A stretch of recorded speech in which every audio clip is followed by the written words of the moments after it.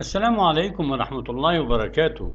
تحويل مرتضى منصور للجنايات والفراعنة تلاعبوا بنجوم بلجيكا وورطة مارسيل كولر وفريرا، والتفاصيل مع نجم الجماهير. بسم الله الرحمن الرحيم. بصراحة كأس العالم اللي خسرنا، كأس العالم اللي خسر مصر، ده منتخب ثالث العالم، منتخب بلجيكا ده ثالث كأس العالم الماضي في 2018 لما كسبوا انجلترا. النهارده اهوت مصر بتتلاعب بمنتخب بلجيكا اللي هو الثاني على العالم دلوقتي في التصنيف الدولي، وبتقدم مباراة رائعة في الكويت قدام يعني 50,000 مشجع مصري، وحاجة في منتهى الجمال وفي منتهى الروعة، وانت ليدنج عليهم طول المباراة. تريزيجيه ضيع النهارده فرص، يعني 5 6 فرص محققين، سجل هدف ولا اروع من انفراد. شوف محمود حماده لصلاح لتريزيجيه اللي راح بيها، يجي له فرصه تانية نفس الكوره بعدها ويستعجل ويشوط بره من خارج منطقه الجزاء. كوراتو ده ولا كرواتو ده ولا شوكولاته ده ولا مش عارف ايه، النهارده كان ممكن يطلع شايل له 5 6، كان يروح كاس العالم مطقطق الراس. النهارده احنا فرطنا فوز كبير جدا جدا جدا لمنتخب الفراعنه امام بلجيكا. كان يمكننا النهارده ان احنا نعمل سكور كبير، سكور يقول للدنيا كلها ان المنتخب المصري تعرض الى ظلم شديد بموضوع لما انت وصلت لضربات ترجيح مع السنغال، موضوع الليزر ده اللي عمل عين زيزو وعين صلاح واهدروا ضربات الجزاء. كنا قريبين جدا جدا جدا من التأهل للمونديال، والمنتخب المصري لا زال متماسك وقوي، وعندنا عناصر كويسه قادره على انها تحقق احلام المصريين باللعب في كاس العالم او بالفوز بالبطولات. انت طالع نهائي افريقيا قدام السنغال وتكسب ضربات ترجيح، والنهارده ماسك بلجيكا واخدها غسيل وماكو.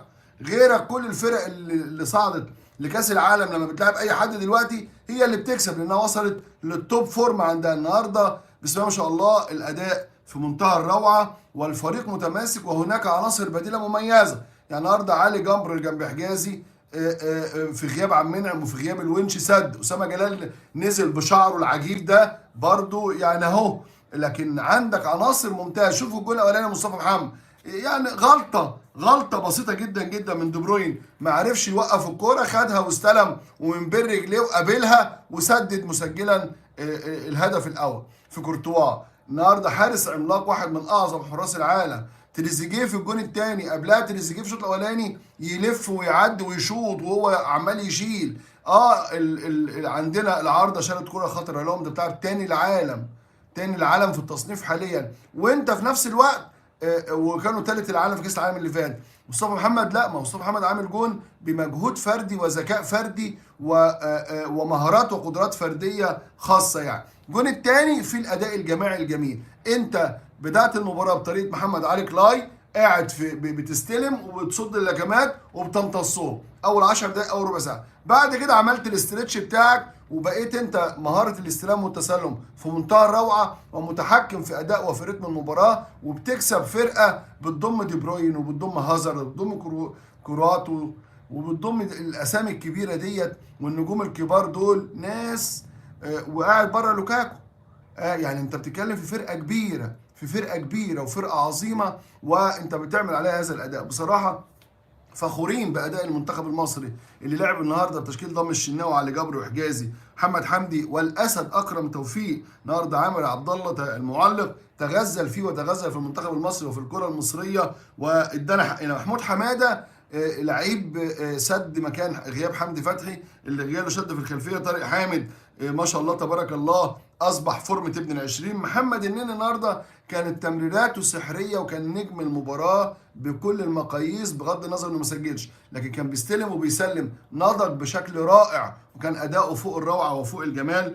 محمد صلاح طبعا اللي الناس يعني مع لمسه الكوره ليه كان هو بيفتح مساحات لزمايله في الدفاع سواء تريزيجيه او مصطفى محمد والفريق. وزيزو لما نزل قلب الماتش، زيزو لما نزل قلب الماتش، زيزو لما نزل. فبالتالي مباراه جميله جدا. يعيب هذا المنتخب شيء واحد فقط، ان مجلس اداره الاتحاد المصري لكره القدم برئاسه جمال علام لم يحارب ولم يقاتل لاظهار الحق المصري في المحكمه الرياضيه الدوليه، وما عندهمش الخبرات اللي تودوهم لهناك. اقصى خبرات عندهم تودوهم الاقصر، تودوهم بني سويف، تودوهم كفر الشيخ، تودوهم طنطا، تودوهم بورسعيد، لكن هم ما فيش المجلس كله لا يمتلك فرد عنده خبرات في اللوائح وكان ان هو يقدر يقاتل من اجل مصر، من اجل مصر في المحكمه الرياضيه او في الاتحاد الدولي لكره القدم. وبالتالي كان يمكن ان احنا نكون موجودين في المونديال. بلاش لو كان في شيء من التنظيم الاداري، لو كان في شيء من اليقظه عند مدير الكوره ولا المدير الفني وهم شايفين الليزر في عيون ولادنا، لكن نرجع نقول في الاخر هي اقدار الله والحمد لله. لكن الاداء النهارده اداء مشرف امام فريق تاهل الى كاس العالم. وعاوز اقول كاس العالم اللي خسر يعني ايه؟ يعني احنا لو موجودين في كاس العالم بالتشكيله دي وبصلاح وبالمجموعه دول وبالعناصر دي، حرام ان المجموعه دي ما تبقاش موجوده في مونديال قطر. واذا كان الناس كلها رايحه كاس العالم فاحنا كاس العالم اللي هيجي لنا. اعمل انا ايه بس واقول ايه؟ والله برافو. يعني النهارده كمان تحيه للمعلق عامر عبد الله والى قناه ابو ظبي والى مخرج المباراه والى جماهير مصر العظيمه اللي تواجدت في الملعب. وربنا يرزقنا اتحاد كوره عنده فهم وعنده وعي ازاي يستفيد من هذه العناصر في المرحله المقبله. خلي بالك كاس العالم اللي جاي 48 منتخب، من افريقيا متاهل منها 9 ونص، 9 منتخبات يصعدوا، والنص ده هيلعب مع منتخب يلعب مع اسيا على مقعد يعني. فبالتوفيق باذن الله للكره المصريه ان شاء الله. الاسطوره كابتن محمود الخطيب بعدما عاد الى القاهره عمال يتواصل مع يعني كل شخصيه قائمه على ملف. تواصل مع الاستاذ محمد عثمان المستشار القانوني الشخصي له وللنادي الاهلي، وفي قضيه يوم 30 نوفمبر القضيه رقم 2683 لسنه 22 حصر جنح اقتصاديه. القضيه دي نازله لمرتضى بثلاث اتهامات جامدين جدا. اول اتهام فيها اللي فاكرين الاحاله اللي قلت لكم ان في قضايا كتيره اتحقق فيها في النيابه ولسه ما نزلتش المحاكمه، اللي هي احيلت لجلسه 30 نوفمبر اللي جاي. فيها ثلاث اتهامات، فيهم اتهام يحيل مرتضى الى محكمه الجنايات. اول اتهام هو انه قام تصنيف النيابه قام بسب وقذف الكابتن محمود الخطيب في قناه الزمالك، واعاد نشر هذه الفيديوهات على صفحاته مما تاكد من التقرير الفني من مصلحه الادله الجنائيه وفحص السيدات وكده. التهمه الثانيه تعمد نشر اخبار كاذبه من شانها الحاق الضرر بالمجني عليه وهو كابتن محمود الخطيب، ودي تهمه بيبقى صعب فيها التصالح. ثم بقى الاتهام الثالث هو ده اللي هيلعب عليه محمد عثمان وفريقه القانوني في تحويل مرتضى للجنايات. ايه الاتهام الثالث؟ تعمد إثارة الفتن وتجدير السلم والأمن العام، وذلك عن طريق حدوث تراشق بين جمهور الأهلي وجمهور الزمالك وكده يعني. وقال لك وده التوصيف ده بيروح بينا المنعطف خطير للغاية في هذا الإطار، لأن ده أنت رايح إن تعمد إثارة الفتن بالنسبة لي مرتضى منصور والخطيب. المحامين هيطلبوا ده. أنا مش خبير قانوني لكن لازم أجيب حد قانوني يقول لي ايه اللي حصل في هذا الامر. معانا ومعاكم اهو الاستاذ محمد رشوان. يا استاذ محمد اهلا بيك. اهلا بيك يا استاذ الله. عامل ايه؟ اخبارك؟ طمنا عليك. الحمد لله. بمسي عليك وعلى الف مبروك لمنتخب مصر الفوز العظيم ده. ايوه المباراه الجميله اللي قدمها منتخب مصر دي، مبروك لكل شعب مصر. حاجه تفرح وحاجه كويسه. حاجه كويسه والله. المونديال خسرنا والله، كنا لازم نكون في المونديال. على طريقه اللم جاي احسن، بس بنتكلم على مباراه يعني واحد سعيد يعني بصراحه. ده كويس ده. انت بتلاعب تاني العالم في التصنيف الحالي وثالث مونديال روسيا 2018. هي الفكره كلها زي ما ليك شكل وليك لون وبتهاجم وبتحط اهداف وليك شخصيه، واللعيبه النهارده بس هو محمد بقى ليه وضع ايوه عامل جول حلو قوي. تريزيجيه روعه. بقى ليها اهميه، اسامي بقت كبيره في العالم كله. امين. تريزيجيه وصلاح ومصطفى، وربنا سهل ولازم نكتر نعدل في اوروبا كلها لان عندنا فرص كبيره ان شاء الله. استاذ محمد افضل ان شاء الله. استاذ محمد بالنسبه للقضيه رقم 2863 جنح اقتصاديه المحاله يوم 30 نوفمبر، عندي معلومه ان النيابه اعادت توصيف في اتهاماتها سب وقذف الخطيب، تعمد نشر اخبار كاذبه، لكن التوصيف الثالث اللي هو تعمد اثاره الفتن وتجدير السلم والامن العام. عندي معلومه ان الاستاذ محمد عثمان وفريقه القانوني هيطلب هنا تحويل مرتضى للجنايات. انا طبعا مش خبير قانوني، اتمنى اعرف من سيادتك الراي القانوني. خلينا نتكلم. طبعا النهارده الاعلام والسوشيال ميديا كله نشر خبر عن موضوع هذه القضيه. ايوه.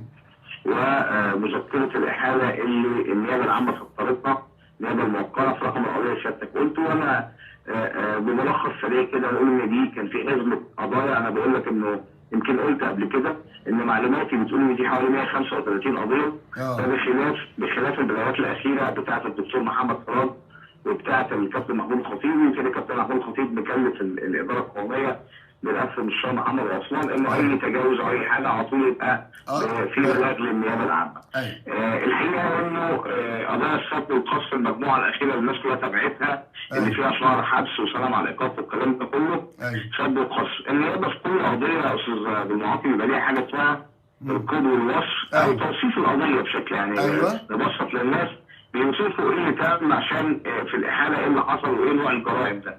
فالنيابه في القضيه دي عملت مذكره احاله او قيد ووصف زي ما بيقولوا مذكره شريحه للاتهامات. قالت فيها 3 حاجات. الجزء الاول هو السب والقذف، الثاني تعمد نشر اخبار كاذبه، 3 تعمد اثاره الفتن وتبديل السلم والامن العام كذا وكذا. الثالث بقى جزئيه خطيره جدا اللي هي مساله تعمد اثاره الفتن وتبديل الامن والسلم العام. وكتبت النيابه العامه سطرين مهمين جدا ويمثلوا تحول مهم قوي في انه تسبب المتهم في وجود حاله تراشق بين جمهور النادي الاهلي وجمهور نادي الزمالك. هنا انت بتتكلم على الشعب المصري. يبقى النهارده النيابه بتشير الى ان هناك من تسبب في تراشق بين الشعب المصري. وده بنسميه في القانون تبديل الامن والسلم العام. النقطه دي في قانون العقوبات الحقيقه هي جنايه مش جنح. جنايه الحقيقه. ايوه تبديل الامن والسلم العام دي جنايه، والجنايه معروفه. وفي الباب الثاني من قانون العقوبات بتتساوى مع قضايا الارهاب في بعض الاحيان. ويمكن سمعناها الشعب المصري سمع المسمى ده بمساله نشر اخبار كاذبه وتبديل الامن والسلم العام في بعض القضايا اللي بيتناولها الراي العام. فالنهارده النيابه بتوصف الوصف ده. هتنزل القضيه الجلسه يوم 30 اول جلسه.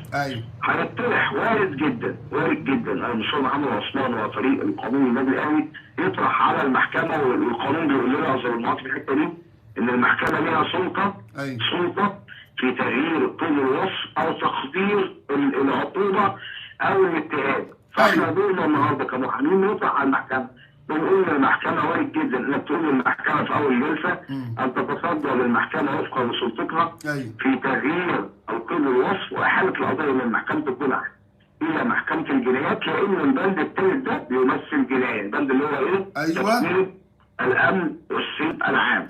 واثاره الفتن. السلم العام في القانون هو توصيف لجنايه وليست جنح. طيب سؤالي بقى، بفرض انها اتحولت لجنايات، ايه تاثير ده على الاستاذ مرتضى منصور رئيس نادي الزمالك؟ تأثير كبير جدا لانه اول رد فعل او اول تأثير انه الحضور يكون شخصي. الحضور يبقى شخصي. يعني الجنايات ما فيهاش. طيب هسأل سؤال تاني. لو الحضور بعض الدوائر بتبقى الحضور بتوقيت خاص، لكن الشكل العام او الوضع العام بيبقى الحضور بشكل شخصي. نمرة 1. نمرة 2 الجنايات ما فيهاش تصالح. يعني اذا كنت بتفكر ان يبقى في يوم من الايام تصالح او لا، الكلام ده مش موجود اصلا امام محكمه الجنايات. زائد انه بطبيعه الوصف القانوني لجرائم الجنح الاقتصاديه اللي هي تجديد الامن والسلم العام او نشر اخبار كاذبه او اساءه استخدام مواقع التواصل الاجتماعي، دي كلها جرائم ما فيهاش تصالح عشان برضه نفهم الراي العام. طب سيبنا من التصالح دلوقتي، خلاص ما فيش تصالح. عاوز اقول لو راح بشخصه، عايز افهم الناس ان المبادرات اللي شغاله الناس اللي هم في المواطن لسه يقول لك مبادرات ومد جلد وبتاع، القانون بيمنع التصالح. بس احنا القانون بيمنع التصالح. طيب ماشي. الجزئيه بقى الثانيه، لو راح بشخصه هل ممكن تنفيذ حكم الشهر ولا يروح بشخصه عادي ويروح؟ لا طبعا مستحيل طبعا. لو مثلا المحكمه بشخصه لابد من تنفيذ العقوبه. طبعا لابد من تنفيذ العقوبه الا اذا كانت وقفت بقرار المحكمه. الا اذا كان عنده قرار محكمه ووقف العقوبه. لو معاه قرار محكمه ووقف العقوبه هيخش يقدمه خلاص. لكن لو رايح كده او تقدم كده لا طبعا لازم ينفذ العقوبه طبعا. اشكرك لازم ينفذ العقوبه طبعا. يبقى اول تاثير ان محكمه الجنايات، وبعدين في تاثير تاني ان محكمه الجنايات عقوبتها بتبدا من 3 سنين يبقى كده لو عقوباتها، يبقى لو خد ادنى عقوبه، لو ما طلعش براءه وخد ادنى عقوبه، يبقى هنرجع ننفذ السنه كمان. لا لا، دي حتى لو كان جنح، ده التأثير الثالث. اه حتى لو نظرت كجنح برضه احنا كده بصدد ان لو صدر اي حكم فوق الشهر، وده الوارد وارد جدا، واحنا بنأثر هنا بوصف قانوني، مش بنميل الأطفال، بنأثر وارد جدا جدا، لان دي حاجه اسمها العود. ايوه العود في القانون الاستمرار نفس الجريمه، انت امام استمرار لنفس الجريمه. يعني المحكمه لما وقفت سنه قالت تقديرا للسن ايوه لما في شهر تمام، فانت النهارده يبقى المره الثالثه او الرابعه، ده اسمه استمرار وده اسمه عود. فهنا القانون العقوبات، مش انا اللي بقول الكلام ده، في حاله شرع قانون العقوبات هنا بيغلظ العقوبه. طب لو صدرت اي عقوبه مغلظه يبقى السنه مع العقاب كده هتتفعل، هتتقدم النيابه العامه بطلب اذا صدر حكم ضد لا قبل يعني ده ماشي اوكي، لكن انا بتكلم لو راح بشخصه وتفعل العقوبه السنه مع الحكم الجديد. يعني لو راح بشخصه ما يخرجش. لا طبعا ما يخرجش، محكمه الجنايات. والجنايات لازم الحضور وجوبي.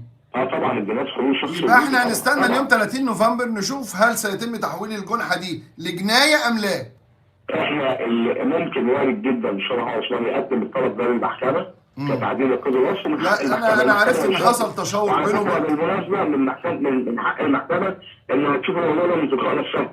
لا انا شو وارد برضه، بس انا عرفت ان حصل تشاور بينه وبين الكابتن محمود الخطيب في الملف القانوني، بيطلعوا على كل حاجه وبيسلم عليه وتحدثوا في هذا الامر. فهنشوف بقى يوم 30 نوفمبر ماذا سيحدث باذن الله. شكرا لصديقنا الغالي محامي الجماهير الراجل الشريف المحترم اللي انا بعشقه الاستاذ محمد رسول. الله يخليك يا استاذ، شكرا. الله يخليك. مع السلامه. قلنا الجزئيه ديت. انتقل بكم مباشره الى صداع كبير جدا في دماغ السويسري مارسيل كولر، وهو الاصابات. حمدي فتحي اصيب مع المنتخب بشد في العضله الخلفيه، وديانج عنده مزق، ومتولي عنده مزق ايضا. مش هتكلم على متولي قوي، بس هتكلم على مركز قلب الوسط المدافع. النهارده بيغيب منك 2 اساسيين، ديانج وحمدي فتحي. مش عارف، يا رب يلطف بحمدي فتحي لما يرجع نعرف ايه اللي حصل والحكايه والروايه في هذا الامر.